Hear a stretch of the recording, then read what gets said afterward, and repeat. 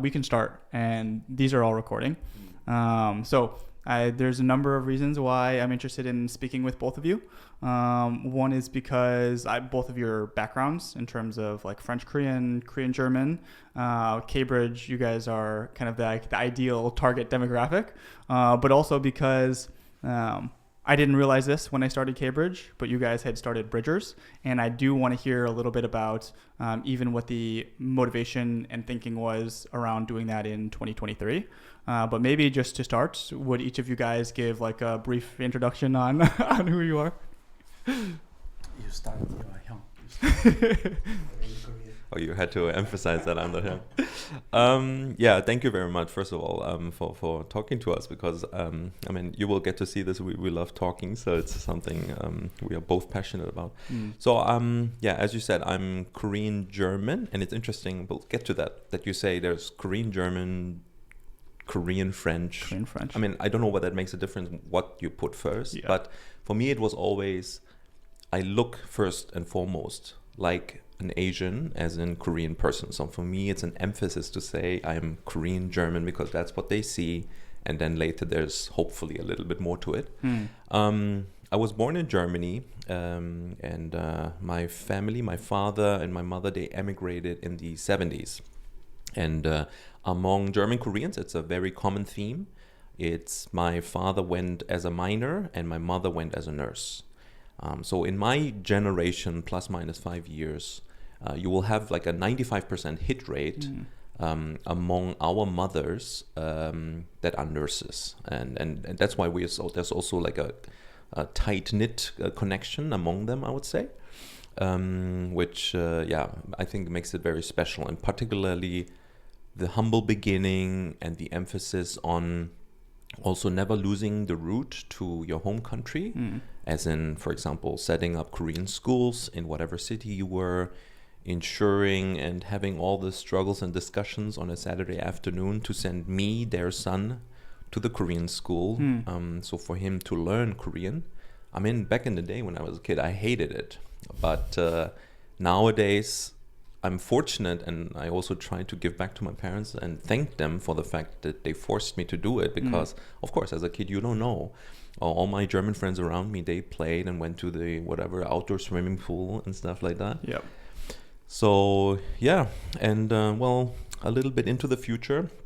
I've now spent the past 15 years in Asia, and I came to Korea about 3.5 years ago to work in the Korean subsidiary of a German company, where I can bring hopefully both of the two worlds and cultures into my current role and job.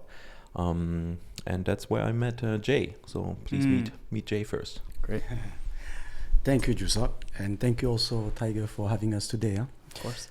No, I was very also interested in not only recording the podcast, but also have a good discussion with you, because we are also a little bit older than you, but also very inspired by the fact that as a younger generation than us, you try to bring in those people together. And I think along the way we'll talk about it, but we kind of have the same aspiration and vision of, how the Korean diaspora could gather and could initiate, nice things together. But just to give a little bit more background about myself. So you said French Korean.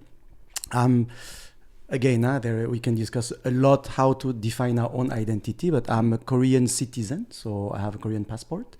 I was born in Korea in 1982, and with my family, so mom, dad, and a younger sister, we all moved to France in 1989. So I was 7 back then. So I was about to go in elementary school here in Korea, 초등학교 1학년.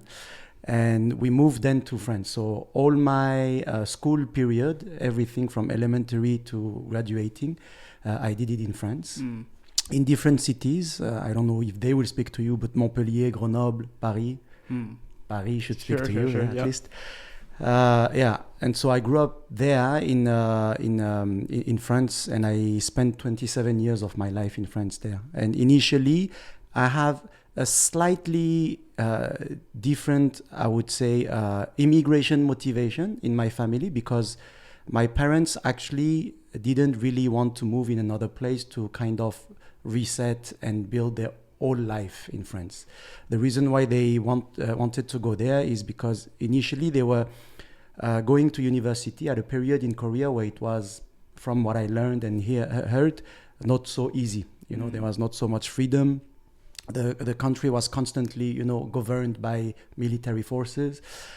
You could gather and read a philosophy book, and you could be taken to prison because they would tag you as communist. So from my understanding, it was like just generation before us, but their university period was not really fun. And so their dream of going outside to study was not easy. And once the country in 87, I think we had the first civil election to elect the first non-military president and so on. So a little bit more stability.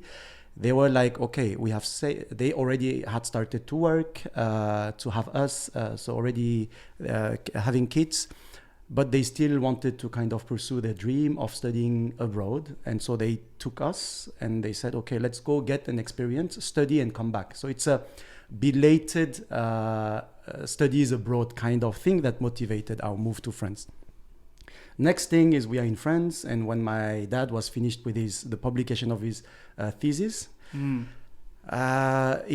about Korean economy and the economical miracle of South Korea in terms of development, then it was 98. It was the World Cup, football World Cup in France. I was already going from high school first year to second year, and so my level of Korean was very low back then, and they judged that it was maybe not a good idea to take us back to Korea for education. So my father came back to work in 98, and my mom stayed to take care of me and my younger sister so that we could go to finish our studies in France. And that's how along the way I finished staying 27 years of my life in France. Wow.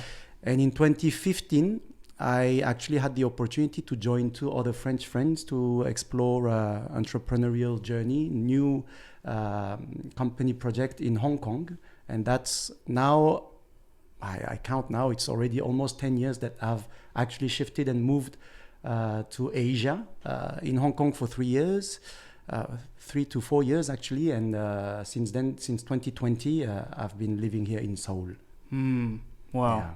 Wow.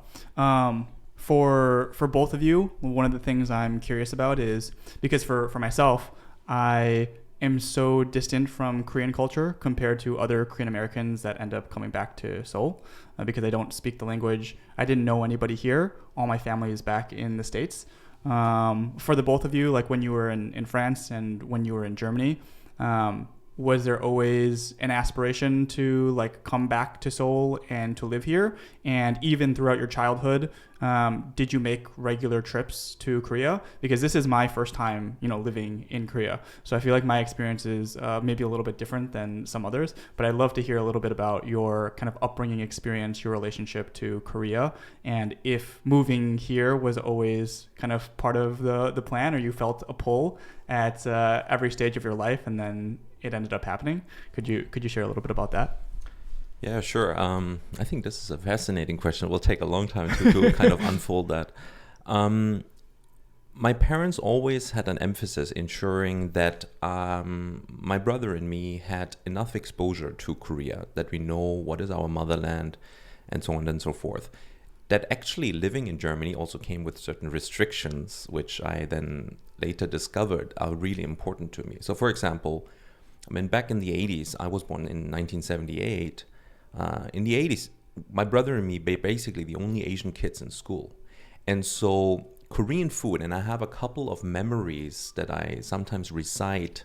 My mom would not feed us kimchi during the week, or sorry, not feed us, but serve it as part of a meal, or on a Sunday, because during, like in the 80s and early 90s, eating with a lot of garlic and strong tastes and smells wasn't something that was yet widely accepted. This has changed, of course, over the years. And my parents were just so aware all the time to kind of balance, make sure we learn good German, but also kind of blend into the German culture. So they never wanted to hear, what is that smell, stuff like that. And now, and over time, getting older, I realized that I had always a craving for kimchi, you know. So, and getting older, I realized I want to be with a partner that is not only okay with kimchi, but when you open the fridge, is okay with and ideally loves the smell that comes out of that we are familiar with, right? Because growing up in a Korean household. So this is something I think that they developed over the last 15 years. And when then I got into an age where the questions about partnership, having a family became big, more and more I realized that me being with a Korean is my ideal picture of what I want in my life. And so growing up, my parents tried to ensure that we come to Korea, but I mean, my father was a carpenter, my mother was a nurse. They made very little money. So for them, coming to Korea was like taking a big loan. It's almost like buying a new car kind of a thing. So these days, I wonder how they made it to save up so much money to ensure that we could do it. So when we were young, we came here maybe every 4 to 5 years. Korea was still very poor, and so there was an expectations also to bring a lot of presents that actually still exist today. And every, I think, immigrant family, particularly from Germany, they know it. Like it's the Zwilling scissors, it's like stuff from WMF, so German brands that were very highly sought after here in Korea.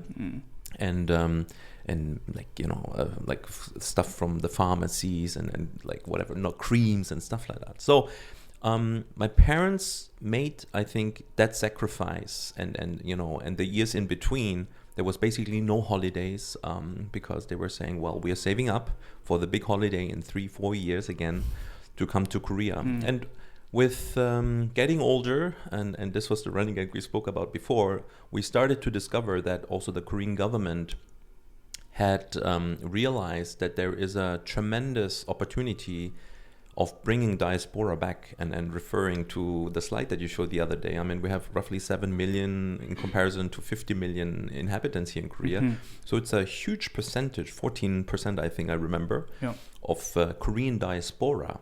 And so I think with the age of 16, 17, I started realizing there's a lot of opportunities to come back with a government program or some other kind of a program where you experience the Korean culture and where you get to see certain things. Typically, it was all the same programs, going to the DMC, going to Gwangju, see some, you know, old cemeteries and stuff like that. But I met a lot of friends along the way, and then some of them have returned to Korea or are still friends until today. And that was, I think, my experience, my exposure to Korea. So I always knew that there was something that kind of wanted me to have an experience in Korea. And I'm very glad that I came here 3.5 years ago. And with that program, that Korean Diaspora program that you had mentioned, was that like a government-funded program? Yeah, the first one that I attended, I think I was like 16, 17 or something like that, was actually from the Overseas Korea Foundation, which is part of the Ministry of Foreign Affairs, that wanted to bring back Korean diaspora and show them the beauty of Korea, the depth of history, all of those things. But there were also, of course, other opportunities. I think I mentioned before, I used to be a field hockey player. There was a time when Korea actually was quite well, particularly on the female side. So I think 1997 or 1998, there was a junior women's hockey World Cup here in the Olympic vicinity. The stadium is in Seongnam. And because I had this, certain exposure to the German Hockey Association, I somehow got asked by the German Hockey Association, hey, would you mind coming as a 17-year-old and translate for us in Korea, because we need kind of like a guy that helps and supports us. And this is like one of the threads I think that goes throughout my life, because I've done the same thing in 2021 during the Tokyo Olympics, also for the German team. So hockey has been a big topic, but all these combinations, there was always something that kind of also brought me back to Korea. And one more question before we go to Jay as well, because I'll ask Jay the same question, which is like, you had mentioned in terms of Korean Germans and their parents and their heritage, and like the nurses, miners hit rate is very high. Were you also involved in like Korean German communities as well? We spoke to Sebastian Yoon a week or so ago, and his experience was very, very different in that he was pretty isolated from Korean culture for the most part. But for you, did you also grow up around other Korean immigrants as well? Yeah, so I grew up in the southwestern part in a small city close to Stuttgart. And I guess, serendipity, my father found other fathers who had a similar thought. I guess back then you would maybe call it the German-Korean bridges idea. And for them, they wanted to provide for their kids a certain Korean community. So my father, back now 41 years ago, founded the Korean school for Stuttgart. It was a small community because I think there were at that time 30, 35 families, but they all wanted something similar. And I think Koreans, particularly overseas, and you see this, I guess, in the US as well, they kind of want to stay together for various reasons. Language, of course, one, cultural background. But they founded the Korean school in Stuttgart. They had also like a Korean association, Hanine. And of course, churches were like a big thing. So I also had to go, depending on how you put that. Sundays was Korean church. Saturdays was typically Korean school to learn the language. And so there was a strong need for the Korean German community to kind of stick together and gather on a regular basis. Got it. Great. And Jay, how about for you in terms of, so the thing is, I have come across a few Korean Germans like Joo-Seuk, but I think you and your friend that you brought to the event the other day, Francois, he was the only, you guys are the only ones that I've spoken to. And I'm also curious about like that community in France, how big it is, and your upbringing and your interaction with other Korean people in France, like if there was much of a community. Yeah, so looping back to the first question about relationship to Korea, for me, I guess, and it's linked to the fact that where I was growing up, there were not so many Koreans. It's also linked probably to the fact that, as I told you before, my parents actually didn't really immigrate with the idea of like really settling down in Korea for a long time, in France for a long time. So I guess for me, I still remember growing up always being reminded by my parents that I'm a Korean. And as a Korean, I represent Korea. So I should behave well. I should actually excel in everything I do because you're Korean. So when people look at you, they will look at Koreans, you know.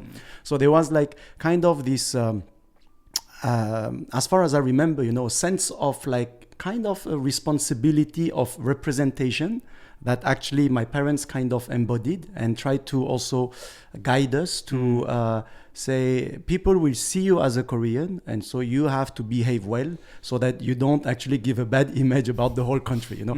Kind of vibe was when I was growing up, and that was also, I guess, culturally the basis for me to really have, I go outside and I meet all those, because France is, you know, like very, very multicultural.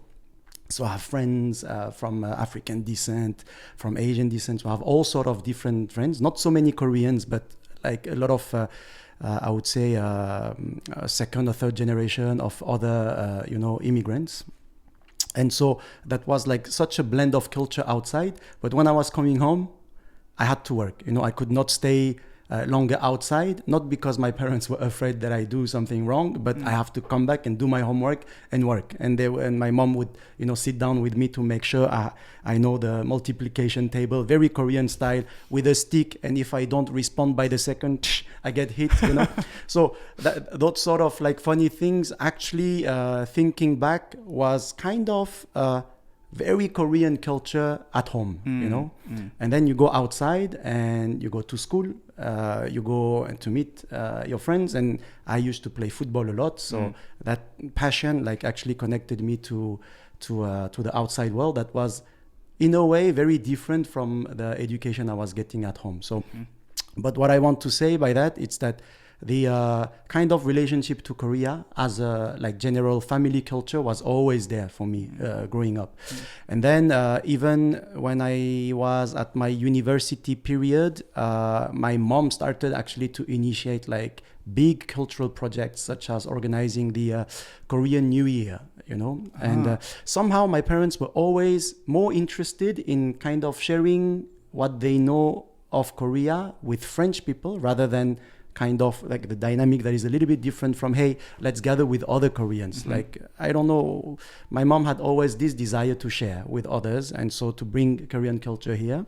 And I guess that inspired a lot what I'm doing now also today as a business. But back then, for 5 years in a row, she would organize the Korean New Year in Grenoble, where we grew up, and we had like artists, singers, dancers from Korea coming to do shows and do like representation and to promote the Korean culture here in France back then. So I've always grown up kind of with a very natural balance between like always being in touch with the Korean culture, yet having the feeling that I don't know much about Korea. So in my teenage, actually, I had a lot of identity questioning about who am I, where do I belong to? And in France, growing up with a lot of like, I would say, immigrant second generation, other kids, you also sometimes feel like, France is not considering us, you know, we don't belong here. And in the same time, you go back to Korea and you don't know shit about Korea. And so you're like, actually, am I, you know, where am I? So I've had also like this kind of identity crisis in my teenage. Now, not anymore, you know, now I think I'm both. And if I'm none of them, I don't mind what people think. I know where I am and like how I want to define myself. So it's fine today. But back then, yeah, growing up, I had a little bit of identity crisis as far as I remember. And about the Korean community, so where I grew up, Grenoble, it's a relatively small city. So we didn't really have a big Korean community. You had a few like university students who came to learn French. Before sometimes going to other cities to like study architecture, fashion and other stuff, but language school, they were coming to do like 1 or 2 years there. So we didn't really have the opportunity to have a big Korean community. But we had like a few families, about maybe 5-6 families that were a little bit like my father. So usually professors at university, and they would take a sabbatical year and bring their family to have an experience outside. So, and then they would go back to work. But they were staying like, you know, 1 year, 2 year, maybe 3 year max. And so we had like 5-6 families, and somehow we found ourselves in these, all together in this small city. All the kids were finishing first at school, in elementary school, to a point where it was so cliche that in our neighborhood, like the idea was established that Asians or Koreans were good at school and smart, you know, like we contributed to this Asian stereotype, I guess. And but going to Paris, I started actually to meet a lot of like friends, a lot of people my age with similar stories, parents who came here for many different reasons. Growing up there, we would talk in French mainly, you know, just adding a few Korean words. And so I started to discover a whole new community, which is not so big neither, but enough big as a size to actually enjoy the sense of belonging to a community. So I spent actually wonderful years in my 10 years in Paris, essentially really like connecting and having fun with a lot of second generation or even like Koreans like me who actually grew up in France but were born in Korea. So like very diverse. And as Joo-Seuk has mentioned, Paris has a lot of church who plays also an important role in gathering the community. And all the guys would go to like Korean school, Hangul when they're young. I didn't, but I mean, I learned from their experience. And we started also to have like gatherings of young Korean professionals, for example, to start gathering people who are Koreans but who work in companies or having their own business. And we started to see some of those things pop up. But back then it was still very confidential, you know. Comparing to now. Now, not specifically about Koreans, but I see the Asian diaspora in general, like really, taking the initiative to create podcast, media platforms, and to talk about those topics that we are talking as Koreans, but in general for the big Asian diaspora, because you have a lot of people from Vietnam, from Laos, Cambodia, Thailand, in France. Yeah. And go for it. I can ask because I mean, for example, on how you met our joint friend Hakjun. I mean, this was still in young ages. Like, I think an initiative, again, from Koreans, I believe, that saw, okay, how can we combine like a hobby or a passion, which in their case was soccer. And so they had, I think, European champion. Talk a little bit about it, because I find the fact that you then met back then and then reconnected, I think this is like also something I find fascinating and very unique, I think, to Korean culture. Yeah, so that's a little bit more European than French, but what Koreans do well is that they get organized and they make this community live in different ways. And one of the things was that there was a European football or soccer for the Americans tournament. So I would be France, basically, But in the French team, you have only Korean French. And we would go in Roma, in Barcelona, in Madrid, in Amsterdam, to actually play for a European competition. And so I would play against Haki, who is a Korean German friend of mine, who would be playing for Germany, basically. So all the other teams that you would play would be of Korean heritage, or? Only Koreans. Wow. Yeah, only Koreans. That's really cool that they have but that. They represent the country where they live in, So we would play against England. But England, French, if you look from outside, it's only Koreans, Yeah. But, I mean, I think the point of Joo-Seuk is that behind this like fun, anecdote, it's the fact that there is such this ability by Koreans to get organized and to create this kind of events. Because when you speak about this kind of tournament, when we explain how we met, other people find it like just fascinating. And the way the diaspora outside is organized, at least in Europe, through those kind of initiatives, it's amazing. And that's how actually Korean Europeans kind of had the opportunity also to connect, which is not always easy, because when you live in different countries, you don't really, now. Tomorrow, maybe with Cambridge, they will be able to find better opportunities for it. But back then, we were like craving for these kind of events, because you would play football, you want to win, of course. Yeah. We didn't win much as France, because Germany and England were very strong. But after that, we were staying all in the same hotel and talking, making friendship that last up until today, So I still have friends I'm in touch, more or less close, but that I also met from that, soccer tournament, just the way Joo-Seuk met probably some people when he went into that program, that OKF program, that I also did. And so I think this consciousness of the diaspora being kind of an important community to gather together, whether that comes from the government or from private initiatives, it's, I believe, something that is quite Korean in a way. Yeah. And I find it interesting. Yeah. So, and just to kind of maybe close the loop on how we met, this was via that friend Haki, who he played soccer with when he was young. And I met Haki for the first time when our parents decided, 1993, so this is a while ago, 32 years now this year. Every summer, I think, I don't know who exactly, but somebody would organize language school for 2 weeks. And the parents, anyway, like summer holidays in Europe are very long, 6 weeks, so you got to do something.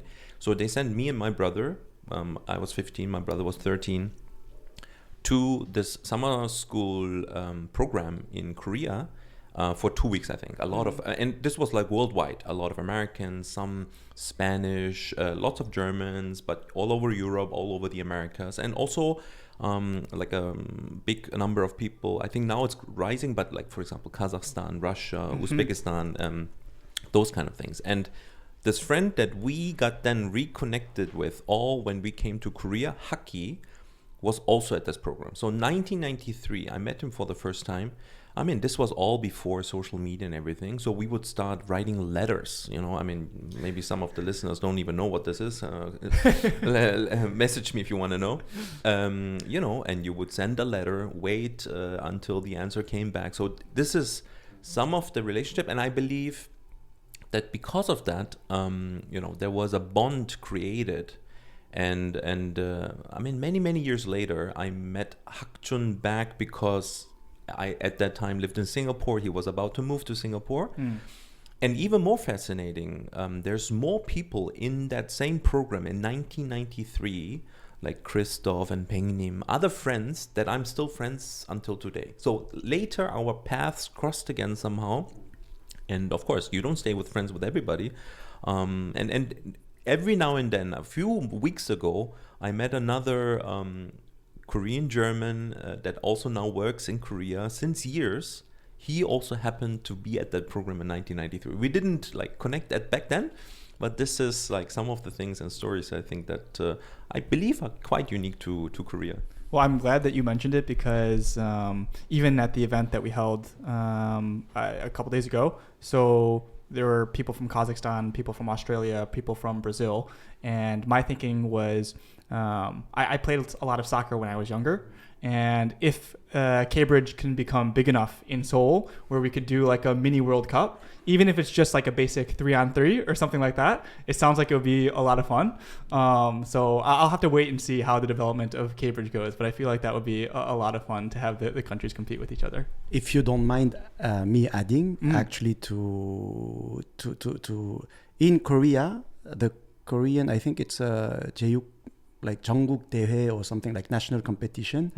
And I know France, we didn't, because we didn't always have the means to come back to Korea, but Germany on a yearly basis, they were coming, the Germany diaspora was coming back to Korea to play in the national Korean competition as well. So not only things were organized in Europe for the people living in Europe, but after there was also an opportunity for the diaspora to come back and to play and to compete with Koreans. Cool. You know, yeah.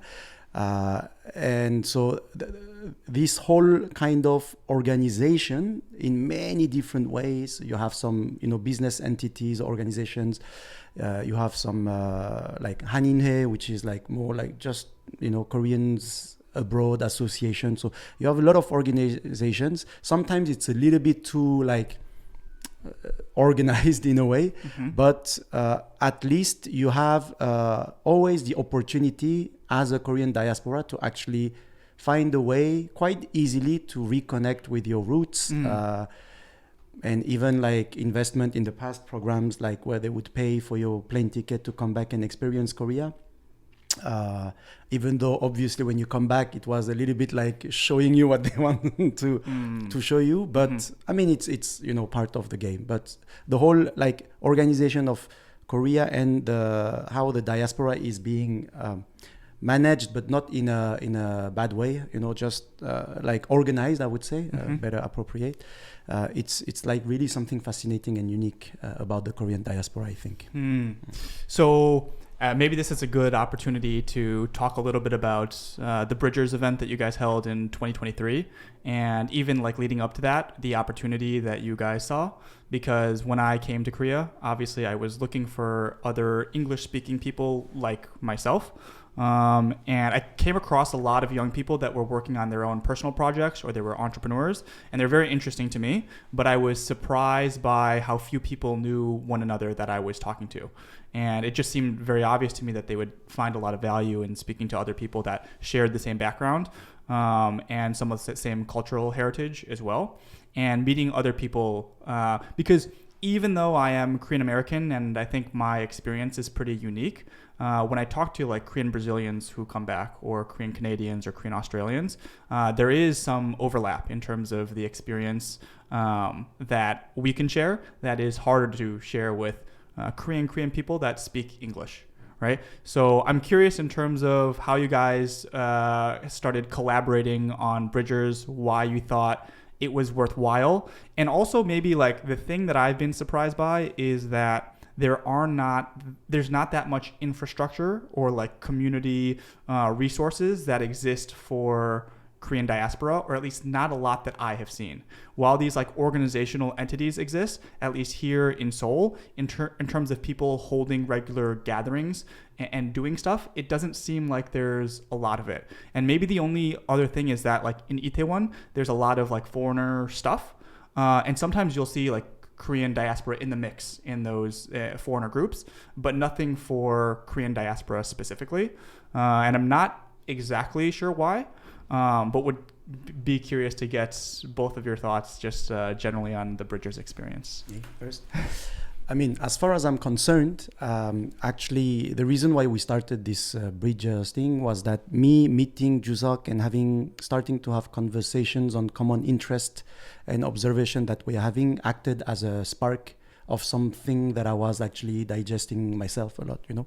As we said, our European background and how I spent like time, you know, with the Korean community, the French Korean community back then, and like meeting peers from Germany and actually realizing that I connect with those guys even more than some of my French friends who I'm culturally closer, actually made me think that there is a specific culture to the diaspora or the international Koreans or global Koreans, or like, you know, you name it the way you want it. But something about being Korean and growing up outside, there was a strong sort of connection.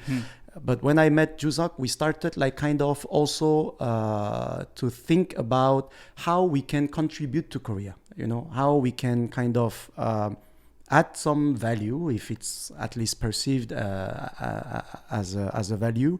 But how can we like maybe initiate some of the discussions? Because the reality also on the other side is when you live for a long time abroad and you get used to that culture, when you come back to Korea, there are also many things that you feel is not going in the right direction in some ways, you know, or subjects that have been neglected that are important. So a few examples, but like gender equality, sustainability, like to speak about those big subjects, but even like those observations of how the world is like actually evolving, not always in the good way as well, but that observation, how can we bring it back to Korea and start like initiating discussions to contribute a little bit, you know. So like I guess we were at a stage in our lives where we wanted to kind of, you know, impact and contribute and kind of how can I say, generate thoughts and reflections. You can really feel like sometimes that in Korea people are living well materially in a material way, like they have the comfort, but somehow you always feel that there is something missing. They are not fulfilled. They are not. You don't feel it's a happy society in a way. You know, it's in a way getting more and more wealthy, more and more comfortable. But are we happy? It's not always like, I personally don't always feel that's the case. You know, so I'm not saying I'm gonna have the answer. But I think I can bring some conversations, even if it hurts, that we maybe need to have in Korea. So that was a little bit for me at least, when I met Joo-Seuk, I started to find someone I can talk about those topics and connect with. And I guess Bridgers is just the continuity of, hey, but I have other friends that might be interested in this subject. I have other friends on my side too. And we started like just to say, look, the best way is to gather people on an event and let's see what happens basically, you know. So yeah, I mean, so many people, Joo-Seuk is an example, I'm an example, growing up outside. And somehow with this timing coming back to Korea to do something, probably because there are more opportunities, but also then behind the opportunities, what can we do? What can we bring, since there is this dynamic, and how can we bring those people together? That was, I guess, for my interpretation, what generated the start of Bridgers. Yeah, and maybe I can add one thing. I mean, you know, being kind of self-reflective about now my life and my upbringing, I gotta say, I mean, and you mentioned it before, I was very busy for a very long time to be successful, to be the best in class, then later to make a lot of money, to make my parents proud. And so I think this was part of our upbringing. I mean, instilled in being an immigrant kid outside, not sticking out, blending into our respective societies, and just working hard, right? And of course, I guess also there's like an even bigger picture of Asians that are seen maybe in a Western world. And I think for me, part of my self-discovery over the last now many years is once I came to Korea, and for me there was like also a big shift from being like moving from my first and only employer to a new organization. I started realizing, oh yeah, there are so many other opportunities in the world, and I mean, it's still kind of hard for me to say, but I believe I don't have to worry so much about making a living. But growing up in an immigrant family, I mean, this is something we're not 100% sure, you know. I mean, how will we be perceived? And we've had, I mean, we could take and share many anecdotes. He speaking in French, me in German, where people say, "Oh, your German is very good. How come?" You know, and yeah. I mean, and after a while, I got tired of it and made a joke around it that I said, like, in my first job, like 2 or 3 years into my job, some Germans would, and they didn't mean bad. They were just like surprised because there was not a huge Asian population in that company. And so they would say, "Hey, how come you speak German so well?" And I turned it into a story saying, well, I came here for my studies and I learned German and it just turned out to be okay. Even though, of course, it's my first and my mother tongue, right? So bringing it back, I think this self-discovery and this identity finding about not only serving us and our immediate family, but also thinking beyond what can we bring. There are topics here in Korea where we get frustrated with or that we think require a little bit more openness. And they are neither discussed nor is it widely popular to talk about those things. And so I think that's why we said, okay, let's do something with Bridges, as we named it in 2023. And we're both also quite outgoing, so gathering people and having conversations is what we would love to do, ideally, if we could, making money with it as well. Yep. But that's kind of how it started. And we were like just, despite our very different upbringing in France and in Germany, on the thinking of what part of our history was and our upbringing, I think very similar. These days we have all these terms about third culture kit, and there are research papers written about it, there's books written about it, and I'm very thankful for that because they helped me understand there's more people that have the same story, that have a same or similar struggles, similar questions to ask, and I guess we felt, I mean, as we said at the very beginning, we like talking anyway. Let's open that group and find more people. And therefore, we are so grateful that we found somebody like you that really brings this, hopefully, to the next level of professionalism. Maybe if I may just add, because I realized that the way we describe Bridges sounds really like too deep and too serious. But the event was a fun event, you know, like, I mean, we are maybe because we are in a like more or less a long format where we can talk about like our, you know, deeper thoughts and stuff like that. But initially we wanted to gather like, you know, nice people that we know around us, similar profiles, just to connect and have fun. So Bridges event as such was that. And then I guess like what we are explaining, that there was also a little bit more deeper thought about sometimes spiritual, sometimes just like self-development, sometimes identity, and those subjects are definitely, you know, part of the general, you know, route that we wanted for Bridges. But initially was to say, hey, you know so many Korean something people, I know a lot of Korean something people, let's bring them together and try to do a party together. You know? Yeah. But as you know, we were able to organize one. And as I like to, you know, paraphrase Joo-Seuk, we also have a living. We also have jobs. So we couldn't sustain, you know, but people are demanding, you know, people are asking when it's going to be the next one. And then Tiger appeared, you know, so. Yeah, well, it is, it's funny because you think, oh, I'm just going to put this small event together. But especially as the group and interest expands, you realize that there's a lot that goes into the preparation. And it takes a lot out of you as well. But it is rewarding when you see that there's an appetite for these sorts of events. And I think maybe in the same kind of like approach is I didn't want to put too high of expectations and standards on myself as it relates to the event, because I feel like that's just too much pressure and it becomes too stressful and it stops becoming fun. And so as long as the people are good and kind and open to having discussion. As long as I'm iterating every time with the events and getting feedback from the both of you and other people that attend, I feel like there's only more and more opportunities to do fun and creative things.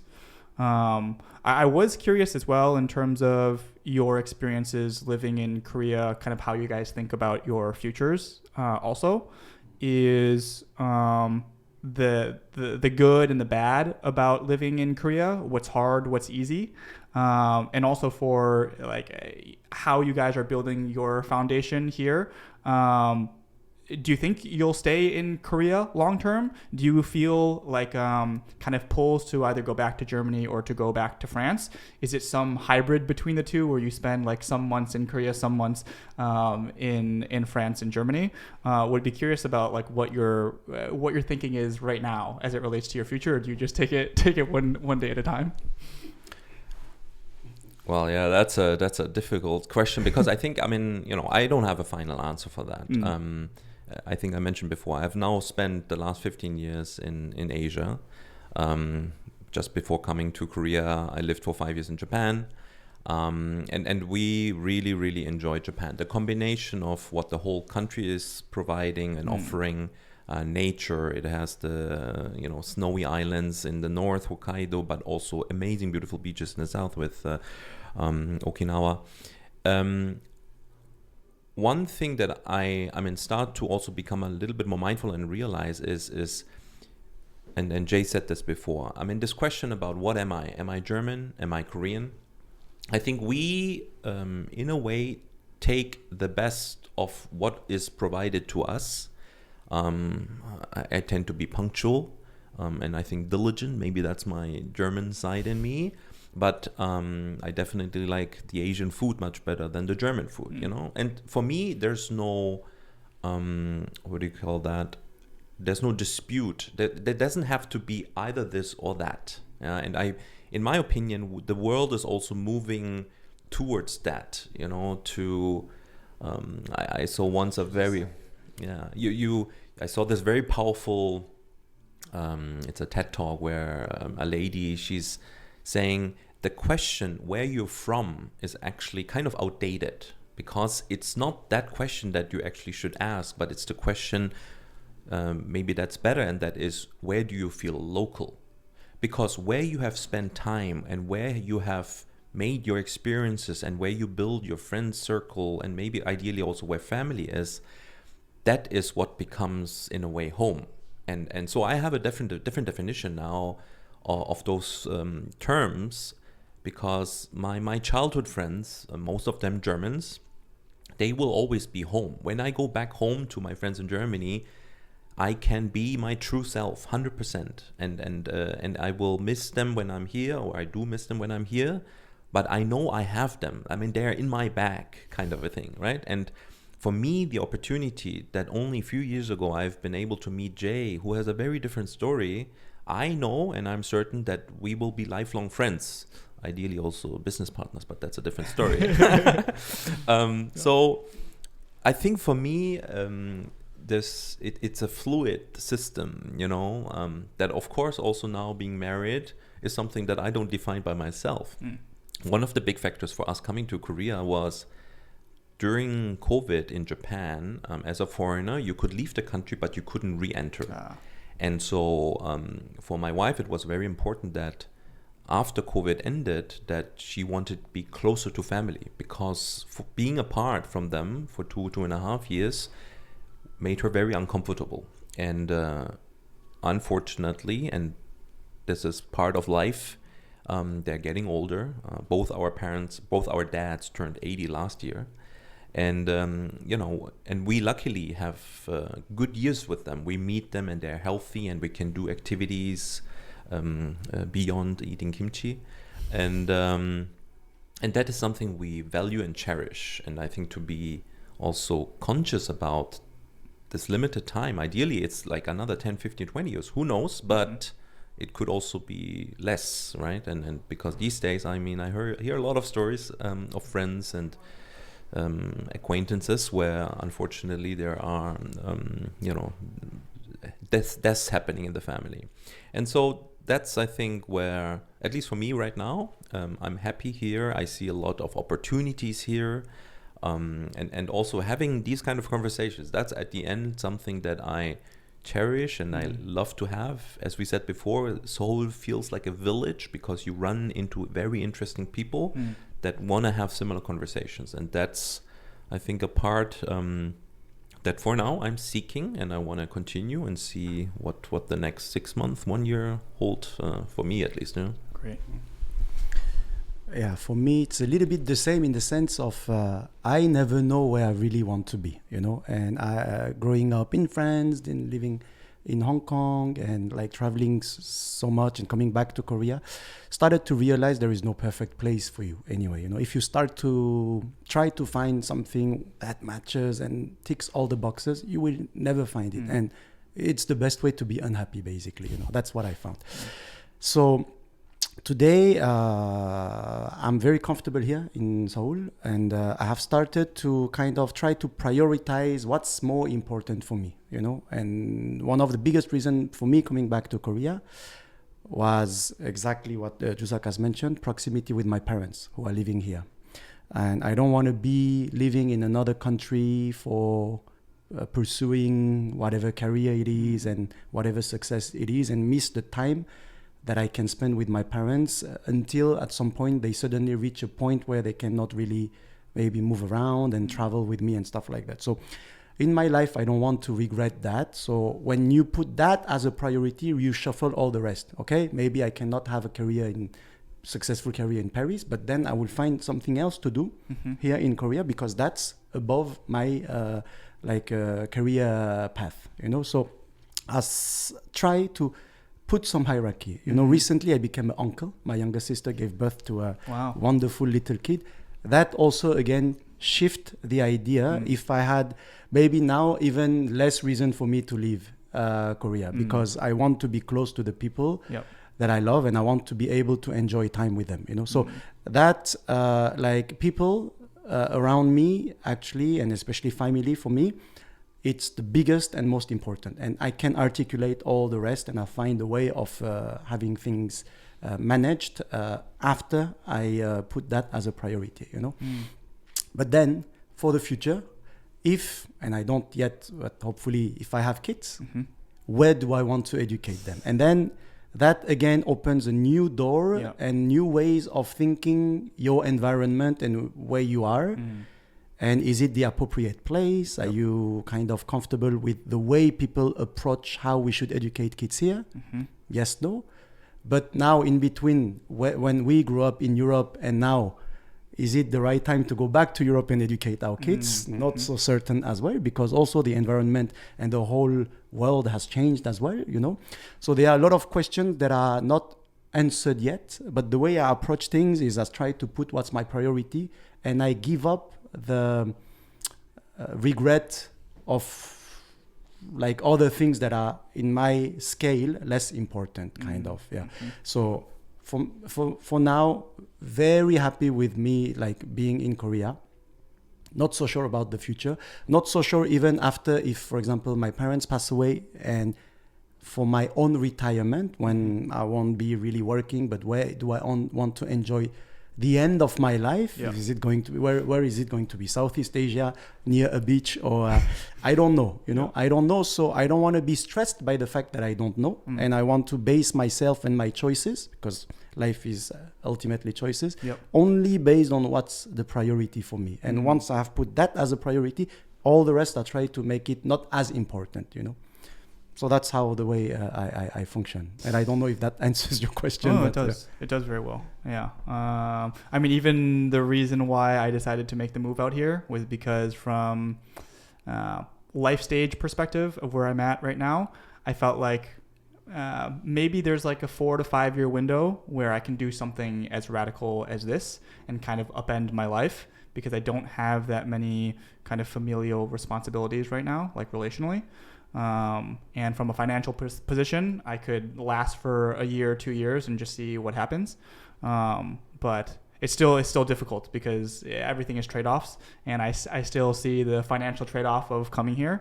But meeting people like you guys has made it worthwhile, and the excitement that people have over the ecosystem that's being built, I think, is encouraging me to just continue to take steps forward. We're going to have to wrap up here in the next 5 to 10 minutes. But even with these podcasts, one of the things that I hope to do is use it as a bat signal for the guests to hopefully find other people of overlapping interests and hobbies and life aspirations with both of what you guys are doing in terms of people that you're most interested in connecting with. For you, I know with Danim Group and even the soccer team that you have, maybe you could share a little bit about on that front, because I think people would be interested in that. And then for Joo-Seuk, I feel like your network is so deep because you've introduced me to a bunch of people that I don't know at this point what types of people you're most interested in connecting with. But if you could both share maybe a little bit about what you guys are up to here in Seoul, the types of people that you enjoy interacting with, and then we can wrap it up. I mean, yeah, as you say, I love, and I describe myself as a human connector, because that's something that my brain automatically, without being able to really stop it, and it's like a silent voice. When I talk to people, immediately I think about who can I connect this person with. So my brain does that unasked. But these days I welcome that, and I see it as an opportunity and something that hopefully is also part of my strength. And one thing that these days I'm passionate about, I have had a big learning journey via a so-called change agent training, which I did as part of my corporate life. Which was basically teaching transformation. This was in 2016 with an organization called Dynamic Results. And it talked about how to create high-performing teams. And there's lots of studies about this. And one of the models that I really, really love is on the one scale, you have emotional safety. On the other, you have accountability. And it basically says that once you have a space where people trust each other, no matter how bad the news, you can extremely dial up on the accountability level and do things that you don't think you can achieve. And for example, this is how I feel with Jay. Sometimes we have too many ideas. This is part of why Bridges became a one-time event. But this is, I think, a deep-rooted trust that I don't have to set a contract with him so that we make sure what's the share between, what is there to do. Yep. So this is something I want to explore, and these days I can bring it into my company and set it up so that we become a high-performing team. And the second is, because of my connections, I get to hear more and more stories of the Diaspora, and the latest that I've heard is the story of the red helicopter, which also turned into a book. Yeah. And I was lucky enough to meet James Reed, the author of the book. And it's a story of a Korean American that grew up in the US, and not to spoil it, it's a journey of his life where I see, at least for me, certain similarities that I am blessed to see that somebody put it in a book and in a form, and there's aspiration to do something out of it and bring it to Korea, because I think it is something that with a Brené Brown, with a Simon Sinek in the US is a very common story. Now it swaps over to Europe and it becomes a movement in a way. And particularly, really thinking big, but I think it's, we have, as in Korea has proven, we are among the top. But I think what now has to come in are some of these soft factors to be a little more welcoming to immigrants, to not be so cutthroat and be transactional about relationships, but maybe to be a little bit more kind, to learn to give a little bit more. Those things, again, ideas only, that I don't know exactly how to formulate that into some kind of a way to ensure that I can make a living out of that. But these are the questions that I'm currently exploring, and where I would like to dig deeper and spend some more time into it. while and sorry, this is my common theme, while enjoying Korean kimchi and being around here in Korea for the foreseeable future. Well, I've also been, I've benefited a great deal from you being a human connector, and have had a number of really great conversations with people that you both invited to the events, and that you've connected me with since. And I find it quite interesting that in the US, for example, it's very common to connect people that you meet that have overlapping interests. And in Korea, it just feels so rare. Like to me, it's crazy when I find English-speaking people that are working on the same types of projects related to like AI or some sort of entrepreneurship journey, and they haven't had a conversation and an opportunity to collaborate. So I feel like maybe that skill set is particularly advantageous for you in Korea. But Jay, please feel free to share. I mean, this skill set is also probably linked to the fact that I think Joo-Seuk also have such a big experience in outside of Korea, because the reality also here in Korea, it's that even when you are a little bit different with a different upbringing, sometimes you come here and there is this big chunk of society that is like kind of functioning the same way, where people do not really want to stand out and just want to kind of follow, the wave, and the way that I think naturally have less that culture of like, that's extrovert culture to go out and to connect and sometimes even to a point where French, for example, we make a lot of jokes about American, because with Americans we speak so much, but there is no content, we say kind of, it's a joke. But I mean, and in the other way around, I guess Koreans are a little bit less educated, or it's less automatic for them to actually really go out there, in a very positive way to spark a conversation and stuff like that. And I guess culture is changing, and like people like Joo-Seuk, I guess, like will be also creating those connections a bit more. And that's also maybe one of the roles of the diaspora, just to get people talk together, when they work in the same industry or share the same passion, or even the same doubts, the same questioning about their lives and stuff. And I would say something into bracket. I was at the event, I was saying to Joo-Seuk, I'm quite surprised also about the fact that I see more and more second generation Koreans from different areas, also going into this executive coaching, life coaching, to a ratio where I find there should be some sort of explanation where global Koreans are choosing that path. Maybe they have been guided so strictly in their itinerary that they are first, taking consciousness that, oh shit, no, this is not it. I want to live my own life. And then they want to transmit that awakeness in a way, maybe to other people. I don't know exactly, but I find it fascinating that more and more people are sometimes giving away their careers to actually convert themselves into helping people do so, find their own, path and stuff like that.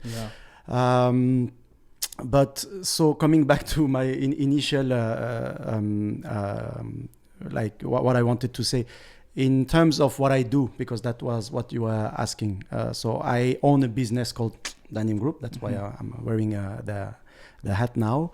We are basically a company that kind of does what we've always loved to do, which is helping companies or individuals outside of Korea to help them with their projects in Korea. And that projects can be traveling in Korea. So we have a big portion of our business in travel, helping foreigners have the best experience of and understanding of Korea when they come to travel here. And that's from like travel services, like the basic ones, accommodation and stuff like that. But we also have more and more companies willing to come to Korea to learn from Korea in cosmetics, in automotive, in like architecture and other stuff. So that is a little bit more professional, and it's also like we have to get sort of expertise about Korea and match it with what people expect to get when they come to visit. We are also into event business, and one of the big subjects that I'm doing now is I now get involved into a fitness race called High Rocks. I know you're into fitness, but have you heard of the race? Well, I've just seen it from some of your stories, like the highlights. It looks pretty epic. Yeah. So it's the fastest growing, like fitness racing competition worldwide. It gets sold out in all the countries where it goes, and Korea is currently also developing. So I'm very happy to be part of the journey, and there is the competition, but there is a whole brand and network to build around it. So it's fascinating. So anyone interested in fitness or willing to get to know more about it, I'm happy to connect. And the last subject is football, because football has always been, for me, it has always been a kind of conductor or common thread in my life. Everywhere I go, the first thing that I do is to find the football team, get involved either as a player or with some responsibilities, coaching and whatnot, just to connect with people. And as of today, I think a big portion of my closest friends, I've made them through football. So it has always been an integration vector. In France, I created a Korean team. We were called the Red Devils as the Korean national team. We were wearing the Korean national, jersey, and we would go out and play against other French team. And we had a little reputation, good team of Koreans running everywhere, in France. And I kind of did the same when I arrived here in Korea. It was to create a club and be that as a platform for foreigners to actually enjoy people in a proper structure. Because in Korea, we don't have time for this, but when you want to play football at amateur level, it's a lot of separated teams. It's not really easy for foreigners to play at good level with a good structure. So my ambition was, when I created this club, that initially I make it in priority a platform for foreigners living here in Korea. Yeah. Cool. So our team has maybe over 15 nationalities. We play in an amateur league here called the K6. And we train every week. We have a game every weekend, and it's a proper club, and it's my passion project. So that's what I keep doing. So anyone interested in football and good at football can connect with me, and maybe can integrate as well the team. Amazing. I briefly joked during the event that the first time I met you guys, I was a little bit nervous because I had seen the Bridgers Instagram and I wasn't sure what to expect. Sam had introduced Joo-Seuk and I, and he was just like, hey, they had done something similar before, you should talk to them. And so I was a little bit worried of hey, why are you taking our idea? This is ours. But I'm very grateful, and I feel very lucky to have met you guys so early in my journey. And I wasn't even sure when I moved to Korea if I would stick around for longer than a few months. But meeting, a handful of people that have been supportive, and you guys have been, overwhelmingly so supportive. I'm very grateful, and I'm looking forward to 2025 and, what's in store for all of us. So thank you guys. Thank you guys. Thank you.